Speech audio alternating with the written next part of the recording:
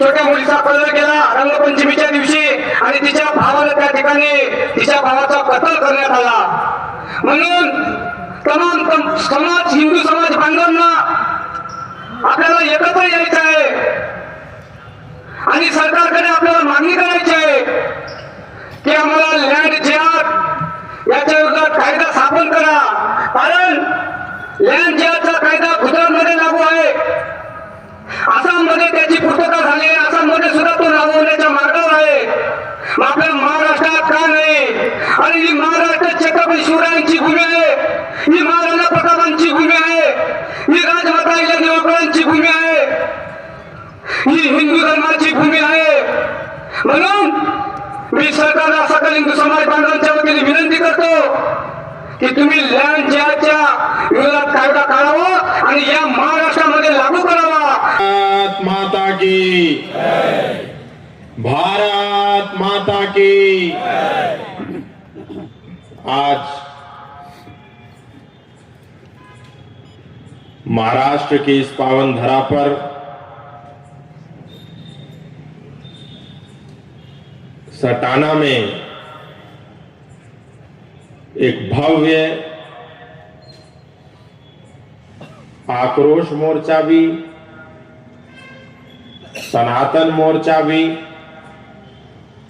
निवेदन मोर्चा भी, जो मोर्चा कह लें, एक मोर्चा एक सनातनियों की मांग के लिए निकाला गया और उस मोर्चे में आप सब लोग सम्मिलित हुए। इसके लिए एक बार अपने लिए जोरदार तालियां बजाइए। हिंदू विराट मोर्चा इस क्षेत्र की महत्ता क्या है, इस क्षेत्र ने समाज को क्या दिया है, इस क्षेत्र का समाज में इतिहास क्या है, वो मुझसे पूर्व मंगेश जी ने आपको बताया। लेकिन मुझे इस क्षेत्र में आकर के अत्यंत हर्ष की अनुभूति इसलिए है क्योंकि मैंने बहुत से कॉरपोरेटरों को भी देखा है, बहुत से आमदारों को भी देखा है, बहुत से खासदारों को भी देखा है, बहुत से मंत्रियों को भी देखा है। लेकिन जितने भी कॉरपोरेटर हैं वो ऐसा मानते हैं हम कॉरपोरेटर बने हैं तो हमारा एक ही काम है, नाले बनाना, नाली बनाना, लाइट लगाना, सड़क बनाना, खड़ंजे बनाना, नल लगाना। केवल कॉरपोरेटर इसी तक सीमित है। विधायक सोचता है कि मुझे विधायक बनाया है तो मैं किसी की बर्थडे पार्टी में जाऊंगा, किसी का रिबन काटूंगा, किसी का उद्घाटन करूंगा, किसी के सुख दुख में रहूंगा, मेरा यही काम है।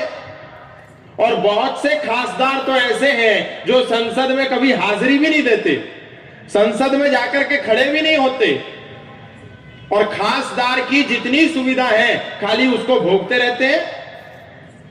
एक सुप्रीम कोर्ट के जस्टिस को राज्यसभा का सदस्य बनाया गया जिनका नाम था शायद रंजन गोगोई, एक भी बहस में शामिल नहीं हुए, एक भी संसद में खड़े होकर के एक बार भी प्रश्न नहीं पूछा, जीरो अटेंडेंस। लेकिन खासदार का बंगला भी लेकर के रहे, खासदार का प्रोटोकॉल भी लेकर के रहे, खासदार की सारी सुविधा भी लेकर रहे। ये बात मैं इसलिए कह रहा हूं क्योंकि जनता अपने प्रतिनिधि को केवल इसलिए नहीं चुनती कि वो लाइटें लगाए और बल्ब जलाए, जनता अपने प्रतिनिधियों को इसलिए भी चुनती है कि मेरे घर का चिराग भी जलता रहे, लाइट जले ना जले लेकिन घर का चिराग जले। इसके लिए भी कॉरपोरेटर चुने जाते हैं, नगर अध्यक्ष चुने जाते हैं, आमदार चुने जाते हैं, खासदार चुने जाते हैं। केवल सड़कों का बल्ब जलाना आमदार, खासदार और कॉरपोरेटर, नगर सेवक और नगर अध्यक्षों का काम नहीं होता। घर के चिराग ना बुझ जाए ये भी कॉरपोरेटर से लेकर के हर नेता की जिम्मेदारी होती है। और मुझे खुशी है इस बात की कि यहाँ के क्षेत्र के नेताओं ने सड़कों के बल्ब की चिंता के साथ साथ घर के चिरागों की भी, घर के वंशजों की भी चिंता की है। और बहुत सारे कॉरपोरेटर अग्रिम पंक्ति में बैठे हैं, सबके नाम मैं नहीं जानता लेकिन मैं उनके नाम जरूर जानता हूं जिनको अंतिम समय पर जब वो रण भोगे तो उनके साथ जो उनके सेनापति थे, उनके जो सबसे बड़े सैनिक थे, उन्होंने पीठ दिखा करके भाग गए, लेकिन उसके बाद भी ये रुके नहीं, थमे नहीं, झुके नहीं, लड़े और लड़ करके जीत करके दिखाया। और इनका गुनाह ये नहीं था कि ये अच्छे नेता नहीं थे, इनका गुनाह ये भी नहीं था कि अच्छे लीडर नहीं है, इनका गुनाह ये भी नहीं है कि ये जनता से के बीच में नहीं जाते।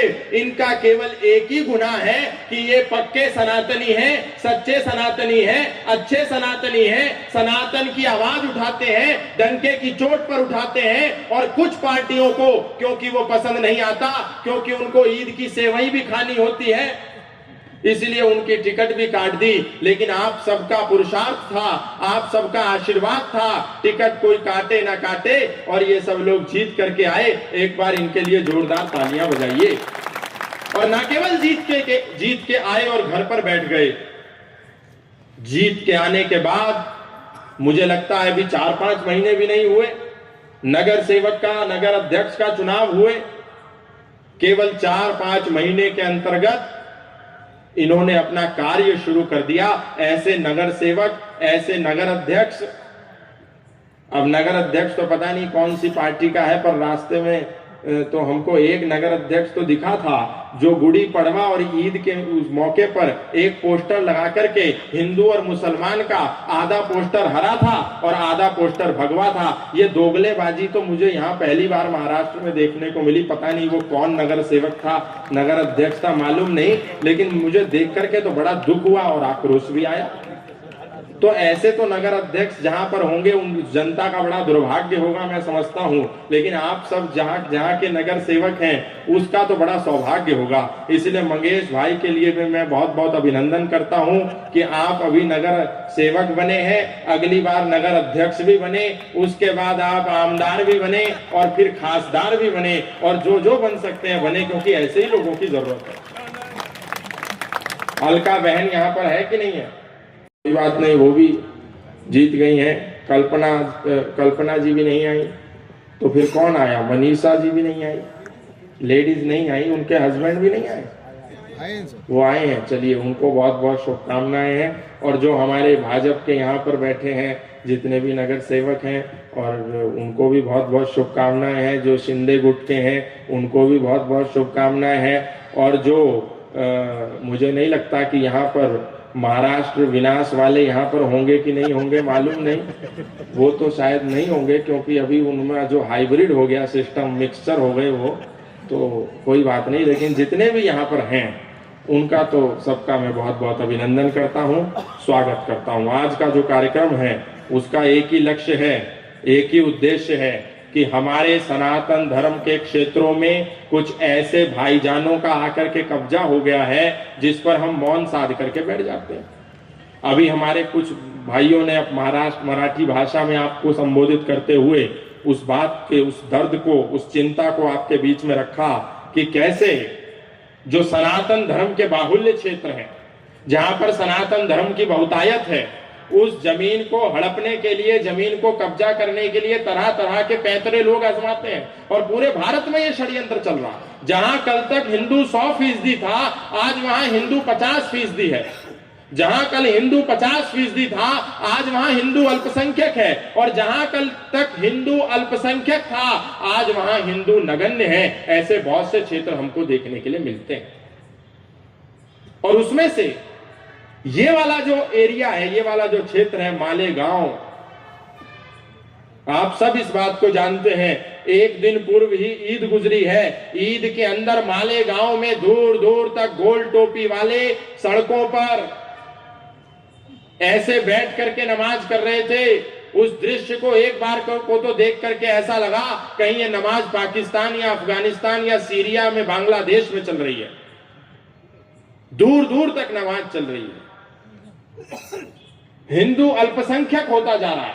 यहाँ के लोगों ने ये आयोजित किया कि हमारे देश के अंदर हिंदू अल्पसंख्यक ना हो जाए। जो हिंदू का हश्र हुआ था कश्मीर के अंदर, जो हिंदू का हश्र हो रहा है मुर्शिदाबाद बंगाल के अंदर, जो हिंदू का हश्र हो रहा है केरल के अंदर, जो हिंदू का हश्र हो रहा है आसाम के अंदर, मिजोरम के अंदर, मणिपुर के अंदर, मेघालय के अंदर, नुहू मेवात के अंदर, वो हिंदू का हश्र सटाना में ना हो, मालेगांव में ना हो, इसके लिए एक आक्रोश मोर्चा निकाल करके सरकारों से निवेदन किया कि आप डिस्टर्ब एरिया एक्ट यहां पर लागू करो, जैसे गुजरात के अंदर डिस्टर्ब एरिया एक्ट लागू है, जैसे राजस्थान में 2026 के आते ही डिस्टर्ब एरिया एक्ट इंट्रोड्यूस हुआ, वैसे महाराष्ट्र के अंदर भी हिंदुओं की धरती को बचाने के लिए, जिस हिंदू की धरती को इस्लामिक कट्टरपंथी लोग उनको अधिक पैसा देकर के पहले कुछ खेत खरीद लेते हैं, कुछ जमीन खरीद लेते हैं, कुछ मकान खरीद लेते हैं और उसके बाद वहां एंटर होकर के आसपास के लोगों को परेशान करते हैं, कहीं मांस डाल देते हैं, कहीं हड्डी डाल देते हैं। अगर खेत की जमीन खरीदते हैं तो आसपास के हिंदुओं को खेतों के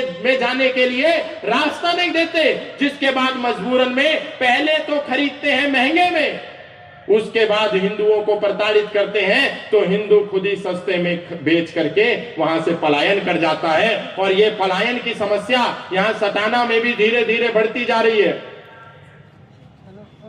कभी 4 हिंदू पलायन कर रहे हैं, कभी 5 हिंदू पलायन कर रहे हैं, कभी 10 हिंदू पलायन कर रहे हैं। हर दिन हिंदू पलायन करता चला जा रहा है और हमको कोई चिंता नहीं है, हमको कोई समस्या नहीं हो रही है, हमको बिल्कुल भी कोई जागरूकता नहीं है। इसी जागरूकता के लिए एक कानून ऐसा बनना चाहिए कि जो हिंदू अपनी जमीन को बेचेगा तो उसके ऊपर एक कानून का पहरा होना चाहिए। जैसा कानून गुजरात के अंदर है डिस्टर्ब एरिया एक्ट, कि कोई हिंदू किसी को जमीन अभी अपनी ना बेचे, और अगर बेचता भी है तो किसी भाईजान को ना बेचे। ऐसा विचार हमको करना पड़ेगा, क्योंकि आसपास के क्षेत्र बहुत सारे ऐसे हैं जहां आप सब जानते होंगे, पवारवाड़ी नाम का एक क्षेत्र यहां पर है। वहां जाइए और जाकर के देखिए तो आपको, जहां पवारवाड़ी में बहुसंख्य पवार रहते थे, आज पवारवाड़ी में पवार देखने को नहीं मिल रहे हैं। बजरंगवाड़ी में जहां बजरंग बली के उपासक, बजरंग बली के भक्त, बजरंग बली के सेवक, बजरंग बली का भजन गाने वाले चप्पे चप्पे पर थे, और एक होता है स्त्रीलिंग और एक होता है पुरलिंग, यानी एक होता है हिंदू और एक होता है मुसलमान और तीसरा होता है सेकुलर। ये जो सेकुलर है ये सब तीसरी श्रेणी में आते हैं, नपुंसक लिंग वाली श्रेणी में। या तो हिंदू हो या मुसलमान हो, और नहीं तो सेकुलर हो, या तो कोई स्त्री होगा या पुरुष होगा, बीच का कुछ नहीं होता, बीच का नपुंसक लिंग होता है। नपुंसक लिंग नेताओं को मत चुनिए और नपुंसक लिंग नेताओं के फैन मत बनिए। या तो हिंदू होना चाहिए या मुसलमान, 2 ही तरह के नेता हैं, या तो कट्टर हिंदू है योगी आदित्यनाथ, और या फिर कट्टर मुसलमान है असदुद्दीन ओवैसी। उसके अलावा जितने कहते हैं हम तो सेकुलर नेता हैं, हम हिंदू के भी नेता हैं, मुसलमान के भी नेता हैं, ये सेकुलर नेताओं की जो तीसरी ग्रेड है, तीसरी ब्रीड है, इस ब्रीड को मैं नपुंसक लिंग कहता हूं। ये नपुंसक लिंग नहीं चाहिए हमको, या तो कट्टर हिंदू दिखे या कट्टर मुसलमान दिखे, नपुंसक लिंग को बाहर करो, यही करना पड़ेगा। इसलिए जो कल तक राम की बात करते थे, जो कल तक बाला साहब ठाकरे की बात करते थे, आज वो जाकर के इटली की महारानी, इटली की नौकरानी की गोद में बैठ गए। हमको ऐसे नेता नहीं चाहिए, हमको राम वाले चाहिए, हमको हराम वाले नहीं चाहिए। हमको तो क्लियर कट होना पड़ेगा, सीधी बात ये है। क्लियर कट जो नहीं होगा उससे काम नहीं चलेगा।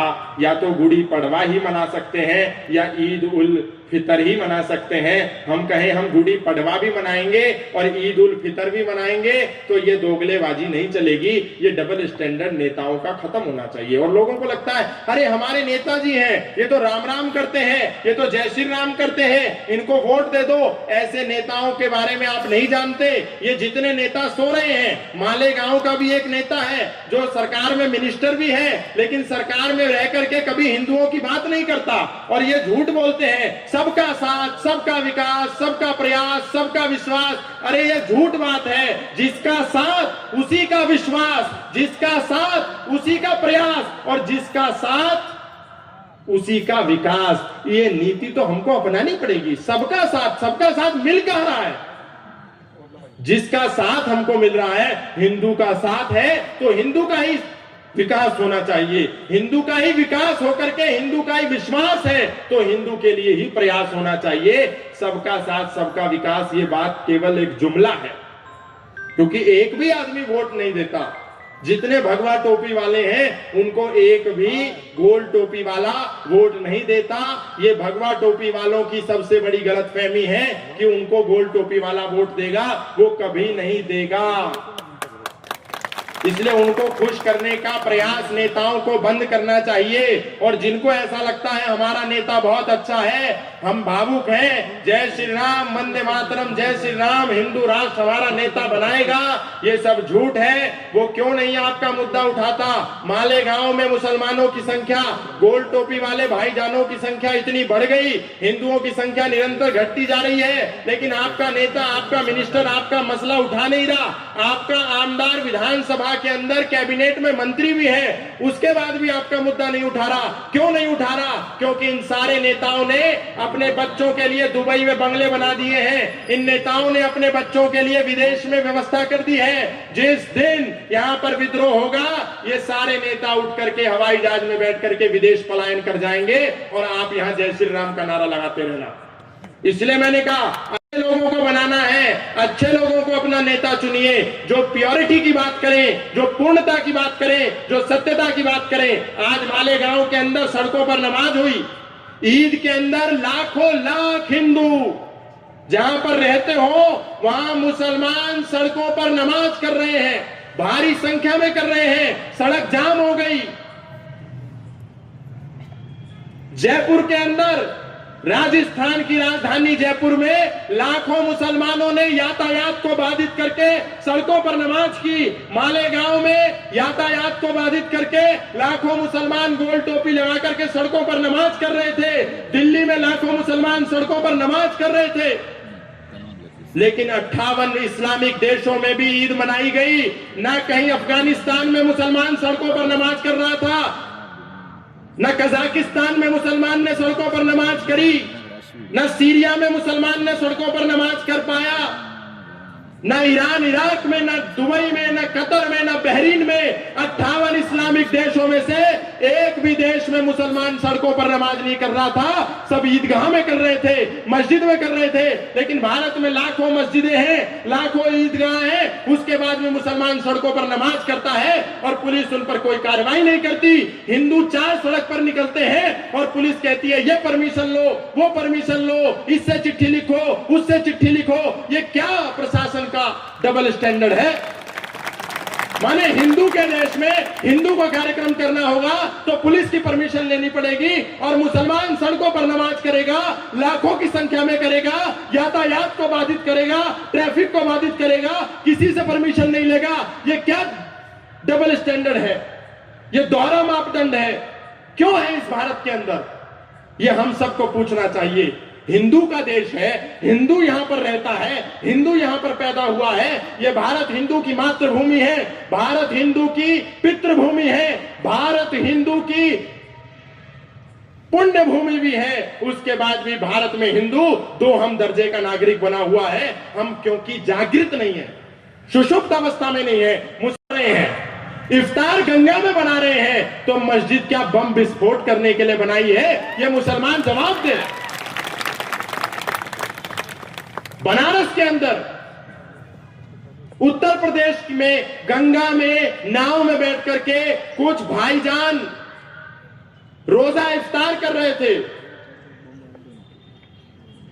और हड्डियां खा करके गंगा जी में डाल दी। ईद के दिन सब सड़कों पर नमाज कर रहे थे। माने इफ्तार मस्जिद में नहीं करेंगे, नमाज मस्जिद में नहीं करेंगे, तो मस्जिद बनाई किस लिए है? देश के मुसलमानों, ये जवाब तो दो। क्या केवल हथियार का स्टॉक करने के लिए मस्जिद बनाई है? क्या ऊपर से कांच फेंकने के लिए मस्जिद बनाई है? क्या हिंदुओं पर हमला करने के लिए मस्जिद बनाई है? मस्जिद बनाई क्यों है? आखिर मेरे देश के मुसलमान भाई मुझे जवाब तो दें, क्यों मस्जिद बनाई? आपको रोजा करना है तो आप गंगा में करेंगे, आपको नमाज करनी है तो आप सड़क पर करेंगे, प्लेटफॉर्म पे करेंगे, और फिर मस्जिद क्यों चाहिए? फिर बाबरी मस्जिद क्यों चाहिए? किसके लिए? क्या बाबर को श्रद्धांजलि देने के लिए? यह सवाल भी आज हमको करने की आवश्यकता है। और मैं अपने मुसलमान भाइयों से भी कहना चाहता हूं, क्योंकि यहां मीडिया के साथी हैं, वो मेरी बात को उन तक पहुंचाएंगे। देश के मुसलमानों, मैं आपसे आग्रह करता हूं, हाथ जोड़ करके निवेदन करता हूं, रोजा इफ्तार, रमजान का महीना बड़ा पाक महीना माना जाता है। इसके रोजा इफ्तार में आप हिंदुओं को क्यों घुसने देते हैं? जब रोजा एक पाक त्योहार है तो हिंदू की एंट्री बैन होनी चाहिए। इसीलिए मेरे देश के मुसलमानों, यदि कोई रोजा इफ्तार में घुसे तो उसको मत घुसने दो, क्योंकि हिंदू कुरान के अनुसार नापाक है, और नापाक व्यक्ति यदि तुम्हारे रोजा में घुस जाए तो उसको 4 जूते मार करके रोजा इफ्तार पार्टी से बाहर निकाल दो। मत घुसने दो हिंदुओं को रोजा इफ्तार पार्टी में। और जो हिंदू रोजा इफ्तार पार्टी आयोजित करे तो जान लो, वो तुम्हें गाय का मूत्र मिला करके तुमको खजूर खिला देगा। इसीलिए उसकी रोजा इफ्तार पार्टी में मत जाओ। अपने अल्लाह पे ईमान लाओ। सल्लल्लाहु अलैहि वसल्लम हजरत पैगंबर मोहम्मद की गुस्ताखी मत करो। अगर मुसलमानों सल्लल्लाहु अलैहि वसल्लम हजरत पैगंबर मोहम्मद की शान में गुस्ताखी करी और अल्लाह ताला के विरोध किया, अल्लाह ताला की बात नहीं मानी, तो ए मुसलमानों, तुम दोजख की अग्नि में सड़ोगे और तुम्हें जहन्नम नसीब होगा, जन्नत कभी नहीं मिलेगी। इसलिए अल्लाह की मानो। कुरान में अल्लाह ताला ने कहा है, कुरान शरीफ कहती है, कलमा में तुम दिन में 5 बार बोलते हो, ला इलाहा इल्लल्लाह मुहम्मद रसूलुल्लाह, अशहदु अल्ला इलाहा इल्लल्लाह व अशहदु अन्न मुहम्मदन अब्दुहु व रसूलुहु। अल्लाह के सिवा धरती पर कोई इबादत करने योग्य नहीं है और मोहम्मद साहब के सिवा उसका कोई रसूल नहीं है। तो तुम अल्लाह की शान में गुस्ताखी क्यों करते हो? तुम कब्र पक्की क्यों बनाते हो? क्योंकि अल्लाह ताला कहता है, कब्र बनाने के लिए कब्र का सुपुर्दे खाक होना जरूरी है। कच्ची कब्र बनाना ही इस्लाम में हलाल है, लेकिन तुम अल्लाह की नहीं मानते, सल्लल्लाहु अलैहि वसल्लम हजरत पैगंबर मोहम्मद की नहीं मानते और पक्की कब्र बनाते हो। पक्की कब्र क्यों बनाते हो? जब इस्लाम कहता है कब्र के लिए सुपुर्दे खाक होना जरूरी है। तुम टाइल लगाते हो, पक्की आलीशान कब्र बना करके उसको मजबूत बना देते हो। ये इस्लाम में हराम है, तुम ऐसा मत करो। और अल्लाह ताला के सिवा किसी को सजदा करना भी हराम है, मोहम्मद साहब के सिवा किसी पर ईमान लाना भी हराम है। इसलिए अल्लाह के सिवा किसी और का अल्लाह के प्रति ईमान कमजोर होगा तो तुम फिर दोजख की अग्नि में जलोगे। इसलिए हिंदू को सामान बेचने का बहिष्कार करो। कोई हिंदू तुमसे टैक्सी के लिए काम करने के लिए कहे तो ऐ मेरे मुसलमान भाइयों, उसकी गाड़ी मत चलाना यदि जन्नत जाना है तो। अगर मेरे मुसलमान भाइयों तुमको जन्नत जाना है तो फल पूछ करके नाम बेचना।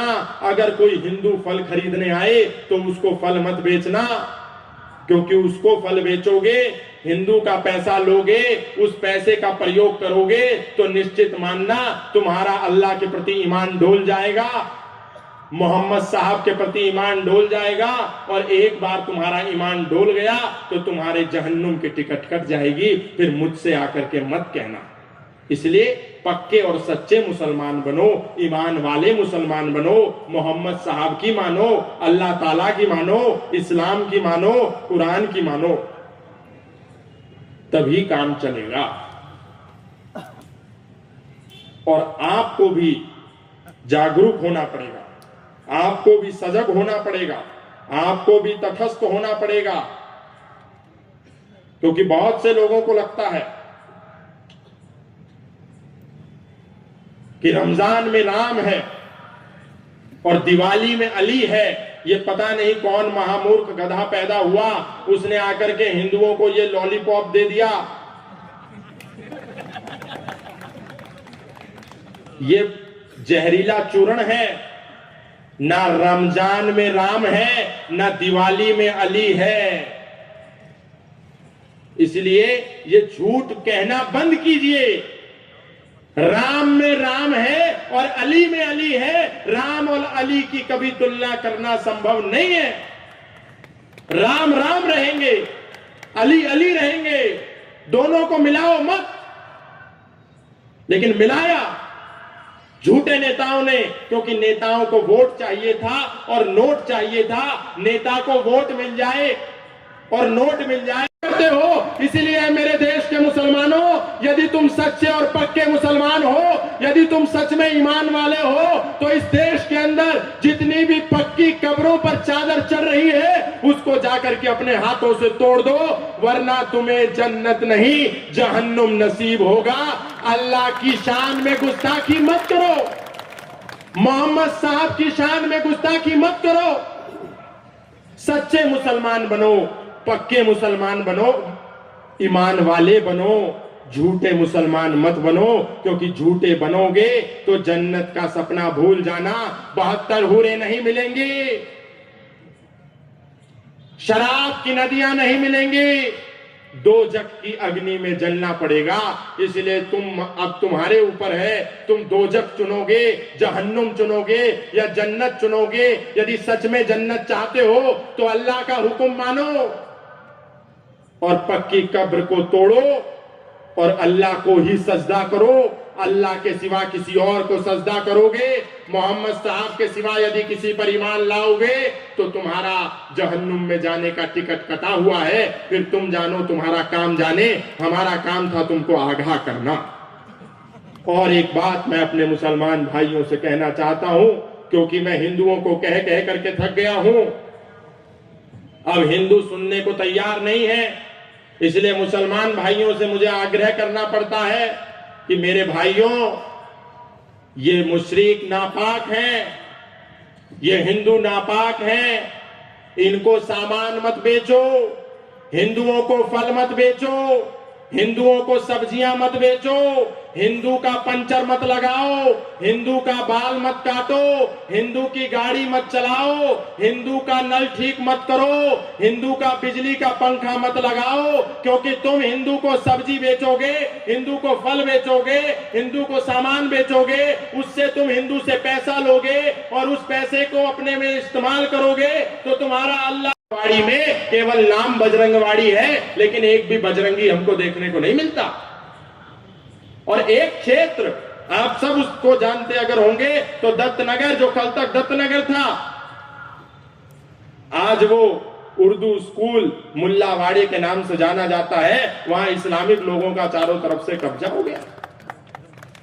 और उसके बाद भी अगर हम जागृत ना हो, ऐसा नहीं है कि ये आयोजन किया गया किसी को लीडर बनाने के लिए, किसी को पॉपुलर करने के लिए, किसी को अपनी नेतागिरी चमकानी थी, ये बिल्कुल भी इसीलिए नहीं है। आप सब देखिए, जितने भी यहाँ के नेता हैं सब नीचे बैठे हैं, किसी को नेता नहीं बनना है, सबका एक ही दर्द है, सबकी एक ही पीड़ा है। इसलिए यहाँ निर्दलीय भी बैठे हैं, यहाँ शिंदे गुट के भी हैं, यहाँ भाजपा के भी हैं। हर वो गुट यहाँ पर बैठा है जिसको अपनी जमीन से प्यार है, जिसको अपनी मातृभूमि से प्यार है, जिसको अपना धर्म से प्यार है, जिसको अपनी संस्कृति से प्यार है। यहाँ पर हर वो व्यक्ति बैठा है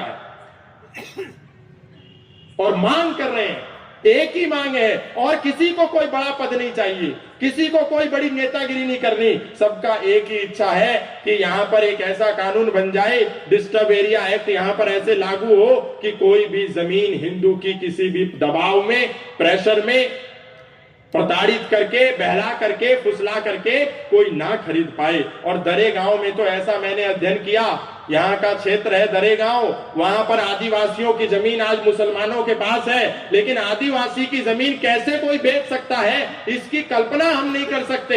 एक आदिवासी को अपनी जमीन बेचनी हो तो उसके लिए बहुत सारे प्रपंच करने पड़ते हैं, बहुत सारी कागजी कार्रवाई करनी पड़ती है, बहुत सारे पेपर वर्क से होकर के गुजरना पड़ता है। लेकिन इस क्षेत्र में कितने ही आदिवासियों की जमीनों को आज मुसलमान कब्जा करके बैठे हैं। कैसे वो आदिवासियों की जमीनों पर मुसलमान बैठ गए?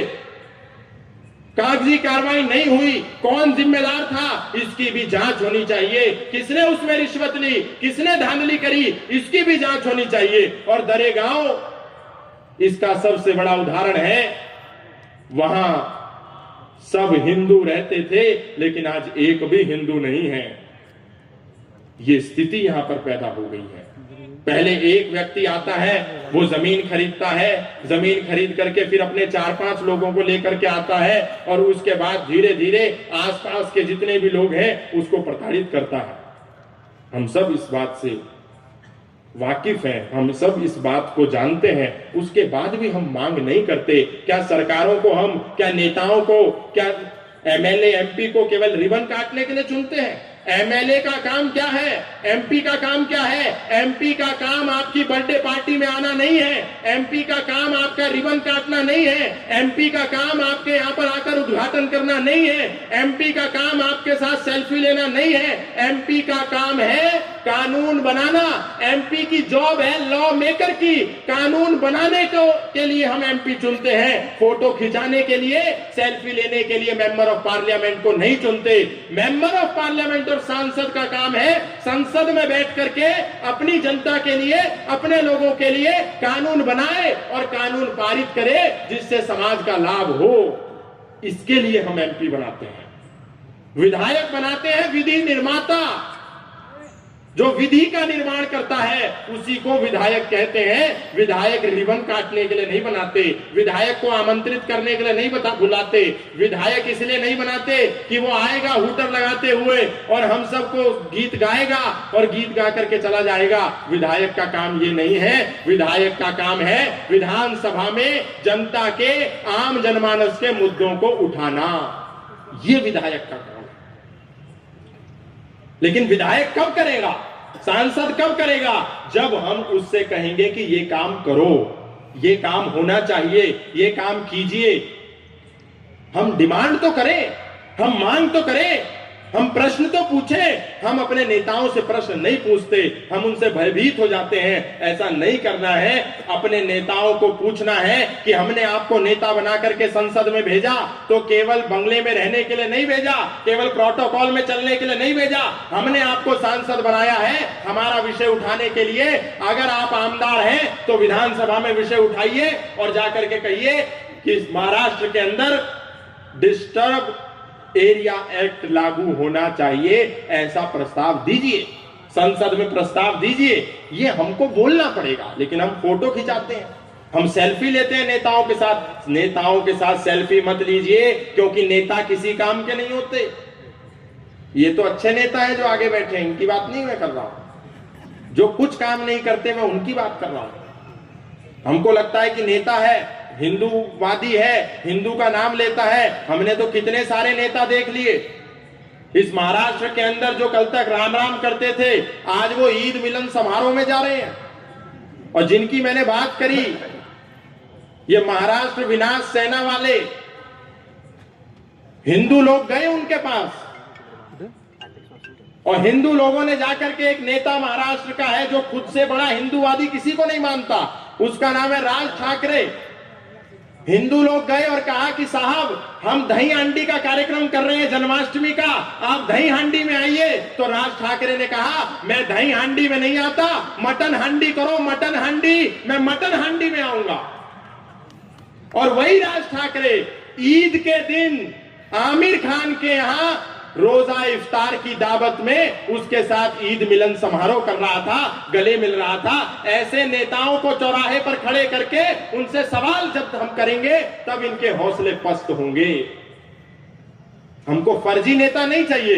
एक होता है नर और एक होती है नारी। ये नेता हमारे हीरो नहीं है, ये शाहरुख, सलमान, आमिर, अक्षय कुमार हमारा हीरो नहीं है। हमारे हीरो तो वो हैं जो सनातन की बात करते हैं, जो गाय माता की बात करते हैं, जो धर्म की बात करते हैं, जो राष्ट्र की बात करते हैं, जो संस्कृति की बात करते हैं, वो हमारे नेता हैं और आइडियल हमारे नेता रहे हैं। छत्रपति शिवाजी महाराज हमारे आइकन हैं, वो हमारे लीडर हैं, वो हमारे आदर्श हैं।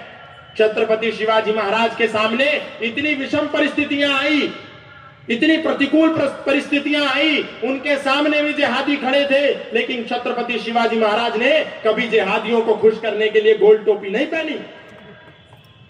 महाराणा प्रताप के सामने कितनी चुनौतियां आई, कितनी समस्याएं आई, कितनी विपदा आई, कितनी प्रताड़ना झेली पड़ी, लेकिन कभी महाराणा प्रताप ने जिहादियों से समझौता करके भाईजान की टोपी उतार करके जाली वाली अपने सिर पे नहीं रखी। एक मास तक छत्रपति संभाजी महाराज को प्रताड़ित करते रहे जिहादी, जिनके नाम पर आज भी हम बलिदान मास मनाते हैं। उनके सामने खुला ऑफर था, आप इस्लाम को स्वीकार कर लो, हम आपको मुक्त कर देंगे, लेकिन छत्रपति संभाजी महाराज ने अपना प्राण दे दिया, अपना सर्वस्व न्यौछावर कर दिया, सर्वस्व न्यौछावर कर दिया, अपनी आहुति दे दी, लेकिन कभी गोल टोपी नहीं पहनी। गुरु तेग बहादुर ने अपना सर्वोच्च बलिदान दे दिया, बोटी बोटी गुरु तेग बहादुर की काट दी गई, लेकिन कभी उन्होंने जिहादियों को प्रसन्न करने के लिए गोल टोपी नहीं पहनी। पृथ्वीराज चौहान ने आंखें फुड़वा ली अपनी, बोटी बोटी कट गए, अपना सर्वस्व न्यौछावर कर दिया, अपने खून का एक एक कतरा मातृभूमि के लिए न्यौछावर कर दिया, लेकिन कभी मुसलमानों को खुश करने के लिए गोल टोपी नहीं पहनी, कभी रोजा इफ्तार नहीं करी, कभी ईद की सेवई नहीं खाई। भाई सतीदास, भाई मतीदास, एक को रुई में लपेट करके जला दिया, एक को आरे में चीर दिया, एक को खोलते हुए कढ़ाई में उबाल करके मार दिया गया। उनके सामने ऑफर था गोल टोपी पहन लेने का, लेकिन गोल टोपी नहीं पहनी, अपना बलिदान दे दिया।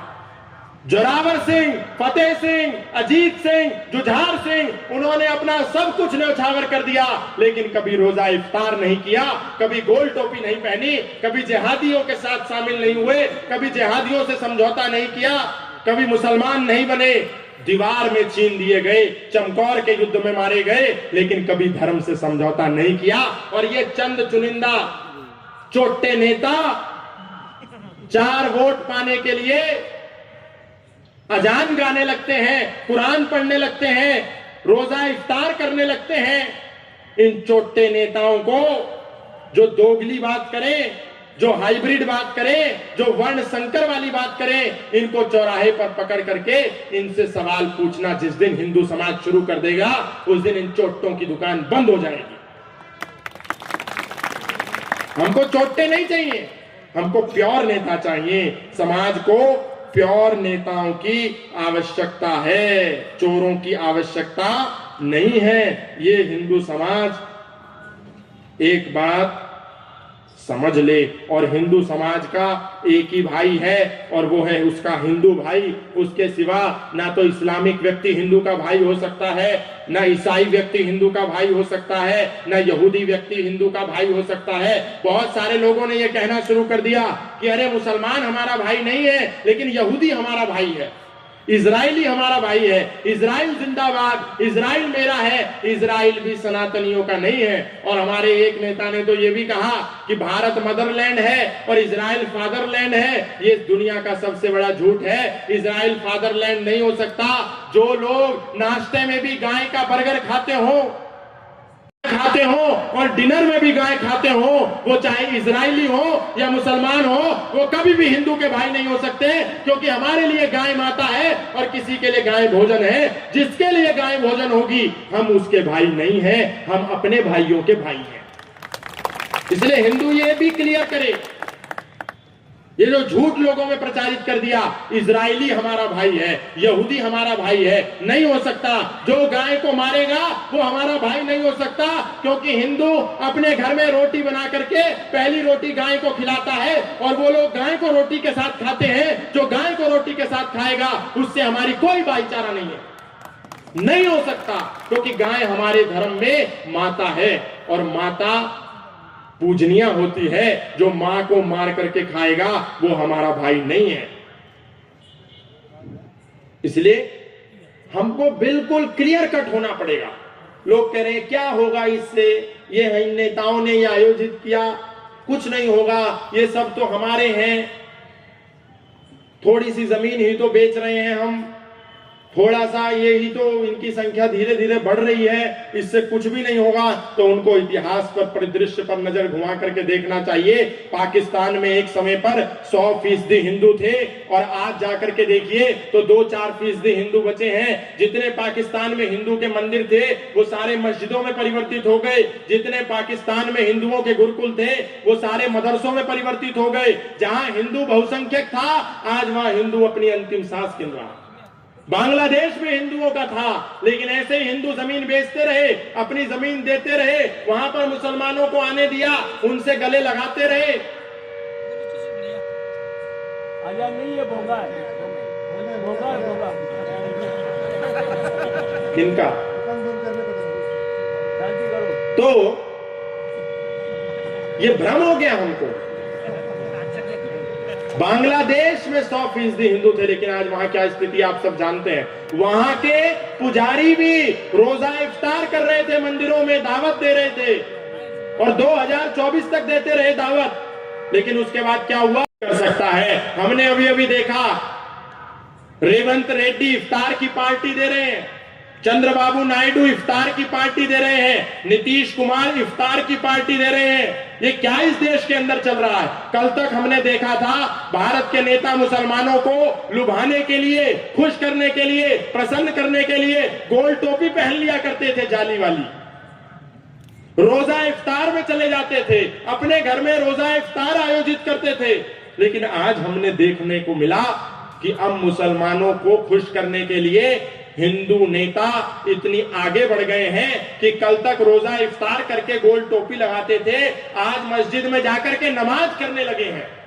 बस अब एक चीज होना बाकी रह गया है, आने वाले 5 साल में नेता, हिंदू नेता मुसलमानों को लुभाने के लिए रोजा इफ्तार कर चुके, गोल टोपी लगा ली, नमाज भी करने लगे, अब बस खाली खतना करना बाकी है। वो दिन भी दूर नहीं जब ये हिंदू नेता मुसलमानों को, भाईजानों को लुभाने के लिए खतना और कर लेंगे और उसके बाद सब इनका ठीक हो जाएगा। क्या क्या करेंगे ये, मुझको समझ में नहीं आ रहा। क्या हिंदू जाकर के मक्का मदीना में नवरात्र का भंडारा कर सकता है? क्या हिंदू जाकर के नूह मेवात में नवरात्र का भंडारा कर सकता है? मक्का मदीना तो बहुत दूर की बात है। हिंदू अपना त्योहार दिल्ली में भी सुकून से नहीं मना सकता। होली के दिन हिंदू तरुण खटीक को जान से मार दिया कुछ जिहादियों ने। हिंदू होली पे भारत में भी सुरक्षित नहीं है, हिंदू भारत में भी अपनी होली नहीं मना सकता और मुसलमान गंगा के ऊपर इफ्तार मना रहा है। हमारे त्योहार में, हर त्योहार में कोई ना कोई हिंदू मारा जाता है। होली पे तरुण खटीक को मार दिया और ईद आई तो चंद्रशेखर दास फरसा बाबा को मथुरा में एक गाय की तस्करी करने वाले ट्रक ने चलती सड़क पर उसके ऊपर ट्रक चला दिया और हमारे गौ रक्षक फरसा बाबा को मार दिया। और उसके बाद भी हम कह रहे हैं ईश्वर अल्लाह तेरो नाम, सबको सन्मति दे भगवान। हिंदू मुस्लिम सिख ईसाई आपस में है भाई भाई। ये हिंदू मुस्लिम का झूठा गीत केवल हिंदू गाता है। मुझे ऐसा कोई गाना मस्जिद और मदरसे से सुनने में नहीं आता। आखिर फरसे वाले बाबा का गुनाह क्या था? फरसे वाले बाबा का दोष क्या था? फरसे वाले बाबा ने क्या पाप किया था? क्यों सुबह 4 बजे ईद के दिन फरसे वाले बाबा के ऊपर ट्रक चला करके गौ हत्यारों ने उनकी हत्या कर दी? इस देश में गौ हत्यारे को बलिदान देना पड़ता नहीं है। गौ हत्यारे खुले घूमते हैं, पुलिस भी उन पर कोई कार्रवाई नहीं करती, गौ हत्यारों पर कोई मुकदमा नहीं होता, गौ तस्करों पर कोई एफआईआर नहीं होती, गौ तस्कर कभी सलाखों के पीछे नहीं जाता। और गाय को बचाने वाले गौ रक्षक को हिंदू समाज गुंडा समझता है। हिंदू समाज के लिए गाय की रक्षा करने वाले नौजवान कार्यकर्ता अपनी जान को हथेली पर रख करके गाय माता को बचाते हैं, ट्रकों को पकड़ते हैं, गाय तस्करों को ट्रैक करके उनको अपनी गाय माता को जिहादियों से, भाईजानों से मुक्त कराते हैं, और हम उनको बचा पाने में असक्षम रह जाते हैं। इससे बड़ी दुख की कोई बात नहीं हो सकती हमारे लिए। कितने दुख की बात है, फरसा वाले बाबा का बलिदान हो गया और इस देश में हिंदू सोता रहा। क्या करते थे फरसा वाले बाबा? केवल गाय माता को बचाते थे। उन्होंने अपनी गाय मां को बचाने के लिए अपना बलिदान दे दिया। आज तक किसी गौ तस्कर को जान से नहीं मारा फरसा वाले बाबा ने, केवल गाय माता को बचाया, किसी पर अटैक नहीं किया था, केवल अपना डिफेंस करते थे, केवल आत्मरक्षा करते थे, किसी पर हमला नहीं किया था। उसके बाद भी आज वो हमारे बीच में नहीं है। और एक गौरक्षक जाता है तो एक गौरक्षक नहीं जाता, लाखों गायों का मसीहा चला जाता है इस समाज से। लेकिन अपने हीरो हुआ और शेख हसीना को वहां से भगाया गया, तो उन सारे मंदिरों में जो मंदिर रोजा इफ्तार की दावत दे रहे थे, उनके पुजारियों की गर्दनें काट दी गई, उनकी चुटिया खींच ली गई। ये कब बंद हो गया? तब तक पानी पी लो।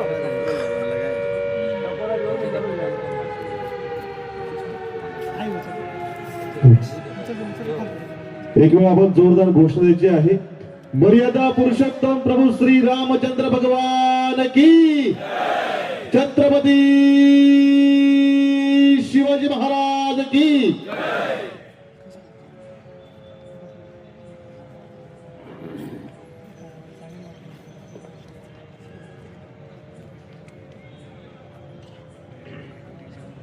बहुत से लोगों को ऐसा लगता है कि कुछ भी नहीं होगा, लेकिन वो इतिहास को नहीं देखते, वो अतीत को नहीं देखते। जो कश्मीर कभी कश्यप ऋषि की भूमि थी, आज उस कश्यप ऋषि की भूमि में एक भी कश्यप का वंशज हमको दिखाई नहीं देता। जितने हैं सब गोल टोपी वाले हैं, और वहां एक भी हिंदू सुरक्षित नहीं है। पाकिस्तान, अफगानिस्तान जो गांधार हुआ करता था, जहां दुर्योधन का ननिहाल था, वो पाकिस्तान, वो अफगानिस्तान, आज हिंदुओं का एक भी व्यक्ति अफगानिस्तान में हमको देखने को नहीं मिलता। दुर्योधन के नानी का घर गांधारी अफगान की थी, उस समय उसको कांधार कहा जाता था, लेकिन आज एक भी हिंदू वहां नहीं है। पाकिस्तान, जहां की माता केकई थी, भरत का ननिहाल था, आज वहां मुसलमानों की बहुसंख्या है। पंजाब, कराची, रावलपिंडी, बलोच, ये सब भारत के हिस्से थे, लेकिन आज भारत का हिस्सा नहीं है। एक दिन में बदला नहीं, कई सालों में जनसंख्या घटती गई, घटती गई, घटती गई, और आज वहां उनका बोलबाला हो गया। ईरान साथ समूल हिंदू देश था, लेकिन आज हिंदू एक अरब देश बन गया, अरब कंट्री का हिस्सा बन गया, और ईरान में आज मुसलमान बहुसंख्या में है। इजिप्ट पहले मिस्र धर्म का अंग था, 7वीं सदी में वहां पर इस्लाम का प्रादुर्भाव हुआ, इस्लाम वहां पर आया, आज इजिप्ट पूर्ण रूप से इस्लामिक देश बन गया। टर्की, वहां पर सनातनी रहते थे, कुछ समय के बाद ईसाई रहने लगे, लेकिन 11वीं से 15वीं शताब्दी के बीच वहां मुसलमानों का आना हुआ। आज टर्की पूर्ण रूप से मुसलमानों का देश है। अफगान 7वीं सदी तक सनातनियों का देश था, फिर बौद्धों का देश भी बना, लेकिन आज 7वीं से 10वीं सदी के बीच वहां पर जब मुसलमानों का प्रादुर्भाव हुआ, मुसलमान वहां पर आए, उन्होंने वहां पर कब्जा किया, तो आज पूरा का पूरा अफगानिस्तान हिंदुओं का अफगान होने के साथ आज मुसलमानों की देश बन गया। पाकिस्तान तो पहले हिंदुओं का था ही। 1947 से पहले बहुल्य संख्या में हिंदू रहते थे, सिख रहते थे, पंजाबी रहते थे, लेकिन 1947 में भारत और पाकिस्तान का विभाजन हुआ और वहां पर आज सारा का सारा वो इस्लामिक कंट्री बन गया। बांग्लादेश 12वीं और 13वीं शताब्दी के अंदर मुसलमान धीरे धीरे वहां पर बढ़ने लगे, धीरे धीरे अपने पांव पसारने लगे, धीरे धीरे लैंड कब्जा करने लगे, धीरे धीरे जिहाद करने लगे, धीरे धीरे लव जिहाद करने लगे, धीरे धीरे धर्मांतरण जिहाद करने लगे। और आज बांग्लादेश की स्थिति आप देख रहे हैं, वहां पर क्या क्या हो रहा है। एक भी हिंदू सुरक्षित नहीं है। दीपू चंद्र दास को सड़क पर ला करके खंबे से बांध करके उसमें मिट्टी का तेल पेट्रोल डाल करके उसमें सरेआम आग लगा दी गई। वो बांग्लादेश कभी 100% हिंदुओं का देश था। इंडोनेशिया हिंदू का देश था। 13वीं से लेकर के 16वीं शताब्दी के बीच वहां इस्लामिक शासकों का प्रादुर्भाव हुआ। वो लोग वहां पर गए, उन्होंने वहां आक्रमण किया, हिंदुओं की जमीनों को लूटा, हिंदुओं की बहनों के साथ लव जिहाद किया, हिंदुओं का धर्मांतरण किया। और आज उस इंडोनेशिया में क्या स्थिति है आप जाकर के देख लीजिए, वहां एक भी हिंदू नहीं है। मलेशिया पहले हिंदू का देश था। 12वीं से 15वीं शताब्दी के बीच मुसलमान वहां गए, उन्होंने जिहाद, फूक जिहाद, मूत जिहाद जो कर सकते थे उन्होंने किया। आज मलेशिया हिंदुओं का नहीं रहा, वो मुसलमानों का हो गया। उज्बेकिस्तान जोरास्ट्रियन लोगों की धरती थी, उससे पहले बौद्धों की धरती थी, उससे पहले हिंदुओं की धरती थी। 8वीं शताब्दी में इस्लामिक लोगों ने वहां पर कदम रखा और धीरे धीरे उसको मुसलमान देश बना दिया। आज उज्बेकिस्तान पूरा इस्लामिक कंट्री हो गया। कजाकिस्तान पहले हिंदू रहते थे, फिर तुर्की लोग आए, कुछ बौद्ध आए, धीरे धीरे घालमेल होता गया और वहां सारे मुसलमान लोग हो गए। 8वीं और 10वीं शताब्दी में ही मुसलमान गए थे और आज वो पूरा देश मुसलमानों का हो गया। ऐसे बहुत सारी लंबी श्रृंखला है। इराक हिंदुओं का देश था, मेसोपोटामिया वहां पर फिर आए, उन्होंने रहे, ईसाई रहे, लेकिन आज पूरा इस्लामिक देश हो गया। सीरिया ईसाइयों का, यहूदियों का देश था, उससे पहले हिंदुओं का था। ईसाई और यहूदियों ने उस पर कब्जा किया, उसके बाद इस्लामिक लोगों ने अपना जिहाद किया, पूरा मुसलमान हो गया। जॉर्डन पहले ईसाई और यहूदी रहते थे, उससे पहले वो सनातन का अंग था, क्योंकि आर्यावर्त में ये सब देश आते थे, अखंड भारत का हिस्सा थे। लेकिन आज वहां पर क्या स्थिति है आप जाकर के देख सकते हैं। ये क्यों होता है? क्योंकि हम सजग नहीं है। इसलिए ये समय है सजग होने का। ये जो अलार्म है, ये जो आज मोर्चा निकाला है, डिस्टर्ब एरिया एक्ट लागू करने का, ऐसी मांग करने का, इसमें जो आप सब लोग शामिल हुए हैं, आप वो धर्म योद्धा हैं। अगर कल के दिन आपकी आने वाली पीढ़ी आपसे पूछेगी कि जब ये देश लुट रहा था, जब ये देश कट रहा था, जब ये देश बट रहा था, जब ये देश पिट रहा था, तो मेरे पिता तुम कहां थे? उस समय तुम ये नहीं कहोगे कि मैं उस समय हाजी बाबा की दरगाह पर, मजार पर चादर चढ़ा रहा था। उस समय तुम कहोगे कि मैं भी योगदान अपना दे रहा था। क्योंकि आने वाली पीढ़ियां पूछेंगी तुम क्या कर रहे थे। आज जब मैं यहां पर आ रहा था नासिक से, तो हाईवे पर चलते चलते चलते चलते मुझे एक लंबी भीड़ दिखी नौजवानों की, और उन सब नौजवानों के हाथ में संदीप भाई कहां है? गायब हो गए। हिंदू की भी स्थिति क्या है कि वो गायब जल्दी होता है। तो संदीप जी से मैंने कहा कि भाई साहब गाड़ी रोकिए। आप जैसे बिल्कुल नौजवान, इनके जैसे 8-10 लड़के चल रहे थे हरा झंडा लेकर के। गाड़ी रोक करके मैंने उनसे पूछा, बात करी 10 मिनट तक। मैंने कहा तुम्हारा नाम क्या है? सारे हिंदू लड़के थे। वो रहे हमारे संदीप भाई, एक बार हाथ हिला दीजिए।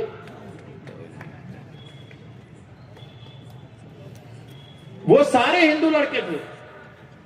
उन लड़कों से मैंने पूछा तुम्हारा नाम क्या है? सबने अपना नाम बताया। कोई भोसले था, कोई पाटिल था, कोई देशमुख था, सब हिंदू थे। मैंने कहा ये हरा झंडा लेकर के कहां जाते हो? बोले हम पीर बाबा के यहां जाते हैं, और कई 100 किलोमीटर से पैदल चले जा रहे हैं हरा झंडा लेकर के। तो मैंने कहा पीर बाबा के यहां क्या जाते हो, कहां जा रहे हो? तुम मुसलमान हो क्या? बोले नहीं नहीं नहीं नहीं, हम तो हिंदू हैं। हमने कहा अगर हिंदू हो तो हरा झंडा काहे को? बोले हम पीर बाबा के भगत हैं। मैंने कहा पीर बाबा के पास तो मुसलमान नहीं जाते। बोला हाँ सब हिंदू जाते हैं। खुद अपने मुंह से बोला हाँ हिंदू जाते हैं सब।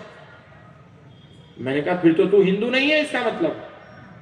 छत्रपति शिवाजी महाराज को जानता है? उसने कहा जानता हूं।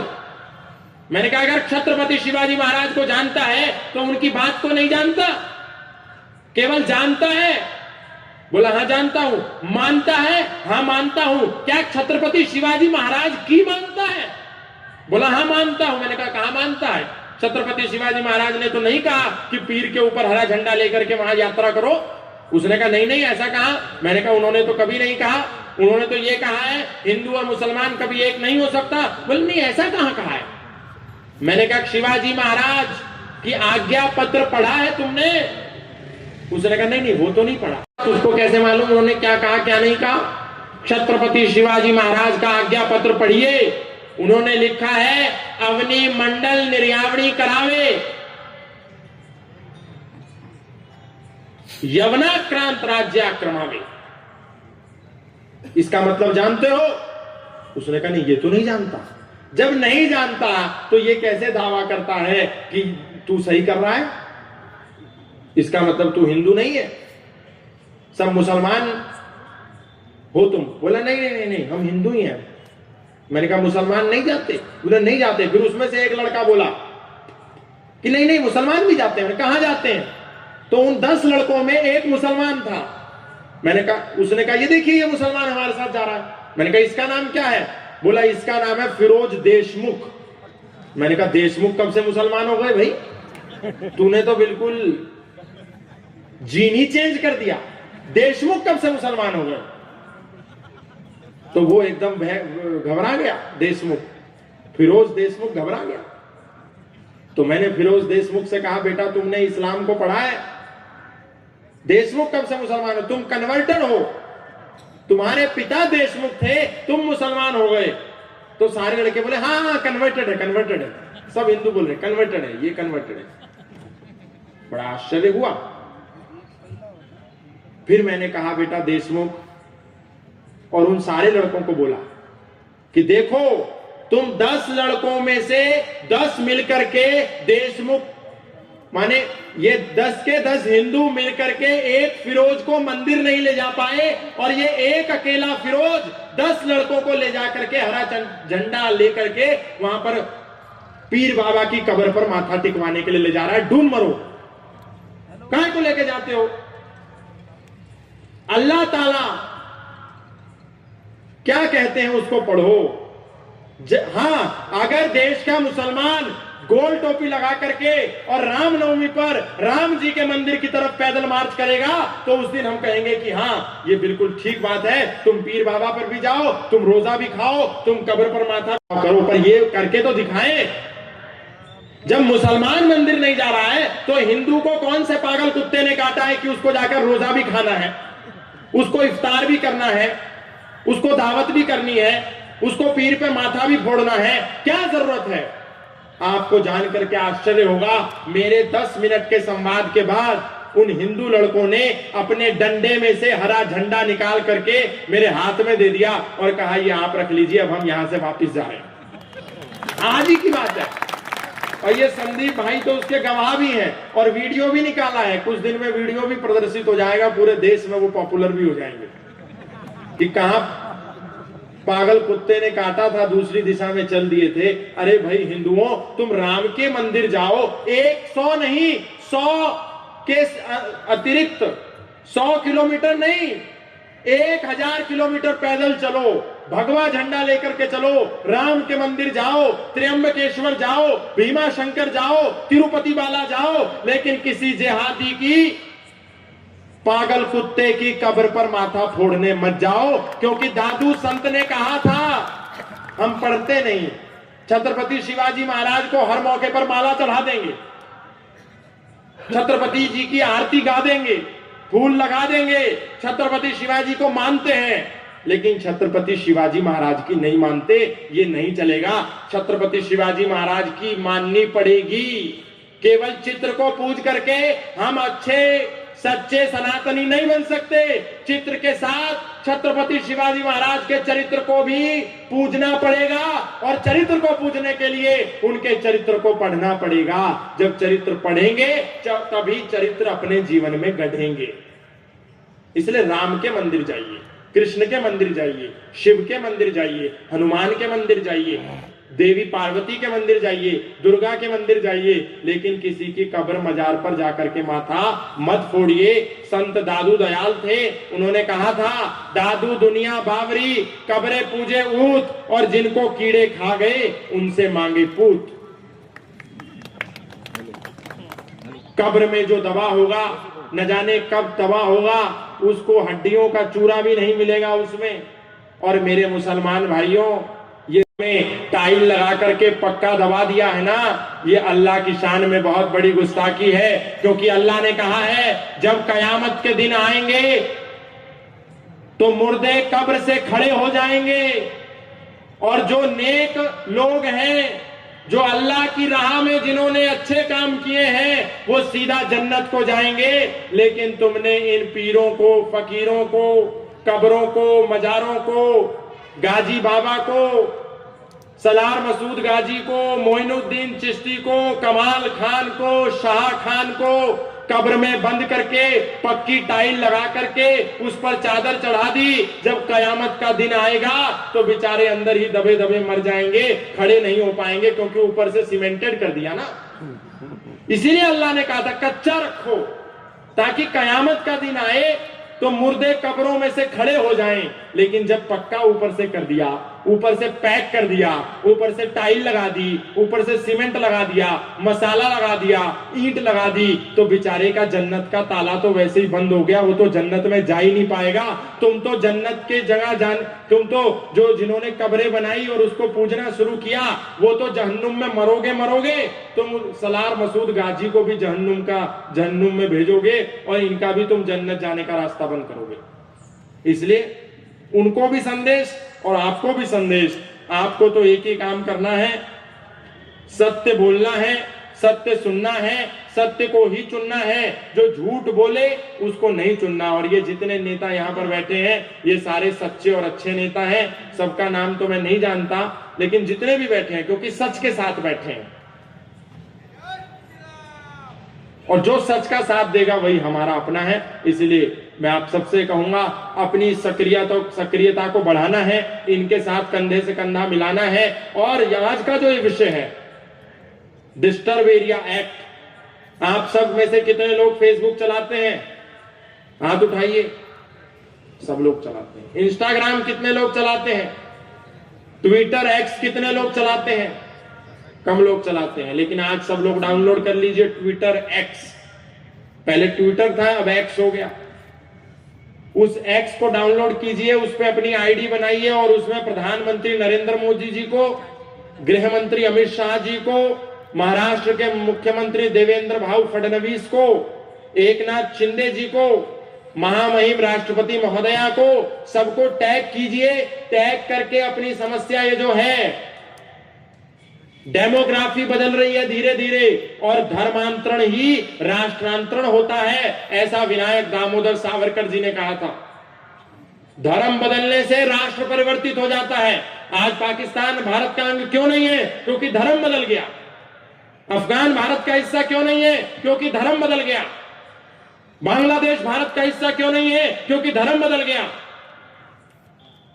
काबुल भारत का हिस्सा क्यों नहीं है? क्योंकि धर्म बदल गया। Syria, Iraq, Iran, Indonesia, Malaysia, Kazakhstan, Uzbekistan, Tajikistan कभी भारत का हिस्सा हुआ करता था, आज भारत का हिस्सा क्यों नहीं है? क्योंकि धर्म बदल गया। जो पहले हिंदू थे आज मुसलमान हो गए, जो पहले मंदिर जाते थे अब मस्जिद जाने लगे, जो पहले गीत गाते थे अब अजान गाने लगे, जो पहले व्रत रखते थे आज रोजा रखने लगे, जो पहले धोती पहनते थे आज वो छोटे भाई का पजामा और बड़े का कुर्ता पहनने लगे। इसीलिए धर्म